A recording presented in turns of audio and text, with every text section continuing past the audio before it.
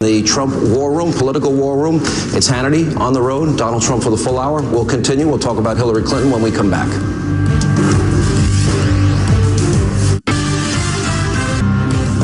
And welcome back to Hannity as we continue from Trump Tower. This is sort of in the bowels of the building, inside the war room that they have set up for the election. And Donald Trump's with us for the hour. All right. Everyone's wondering who's on Donald Trump's short list for VP. You got to give us a hint. Give us something. Look, I have 5 or 6 people I really like, I respect. I've gotten along with them. I think it's very important that we get along, but I don't want to mention any names. That's too soon. I'm going to announce, in terms of vice president, we'll announce at the convention. I really hope to be able to keep it secret. I know you'll be calling every day trying to.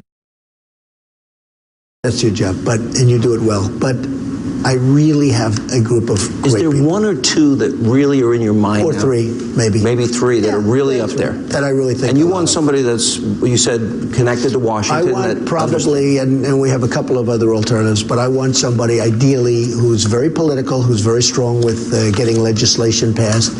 I'll do great with our trade deals and with our business and with all of that, and we're going to make our country rich again, and we're going to make our country strong again. But I want somebody that can deal with Congress, can deal with the Senate, can deal with our Congress people so that we can get something passed. You know, Obama signs his executive orders all day long because he can't get along with anybody. It's not the way it's supposed to work, as you understand. You know, you're not a conventional candidate. This has not been a conventional campaign in any way. I asked you the last time you were on about a potential team of rivals. Look at the people. Rick Perry endorsed you on my show. Bobby Jindal, Jan Brewer. What about announcing some other? What about announcing some other positions? Secretary of State, Secretary of Defense. We may do that. And security. And some of the people on that list, not all, would be fantastic when given the right. I mean, I've seen Rudy. Rudy's been a fan for a long time. Newt has been incredible. There's no lack of ideas coming out of Newt Gingrich. They come 24/7. He's a great guy. Let me go through the scandals, because you said about Hillary, she's totally controlled by Wall Street.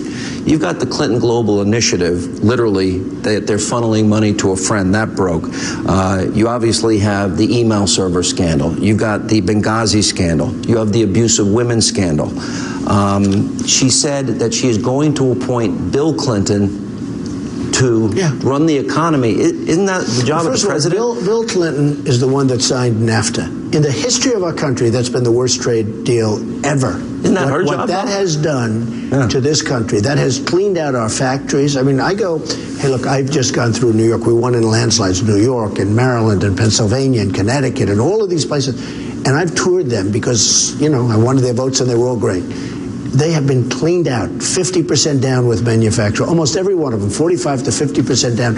These companies have moved to Mexico. They've moved to different places. NAFTA is a disaster. It was Bill Clinton's deal. He's the one that signed it. And for him to be involved with the economy is a joke, okay? It's a joke.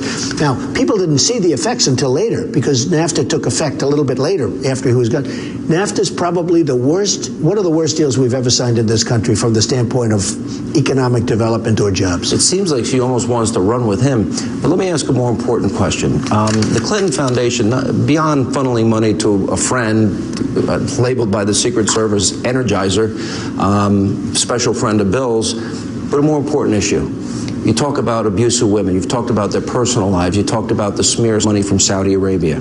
Saudi Arabia doesn't let women drive. They can't vote. They can't go out in public without a male relative. They have to get permission to go to school or work, and women are told what to wear. Now, I've never been able to find a quote of Hillary, the Clinton women there. But you have other cases, and you have many other cases in there, and, you know, they talk about women and the abuse of women, and forget about them a lot of their money. So, and what did all of these, here's the big question, what did all of these places where they give millions of dollars for speeches, what did they get? And they got a lot, and you know that, and everybody knows that. So in other words, So in other words, they're buying influence. Well, the press isn't covering it. I mean, to me, that's possibly, I don't know, the email to me, you know, when you talk about, did all of these countries and others get in return for paying millions of dollars for speeches? They got a lot. We'll take a break. We'll come back. More Donald Trump. When we come back, believe it or not, the president threatening to veto a bill that would allow the victims of 9/11 continue.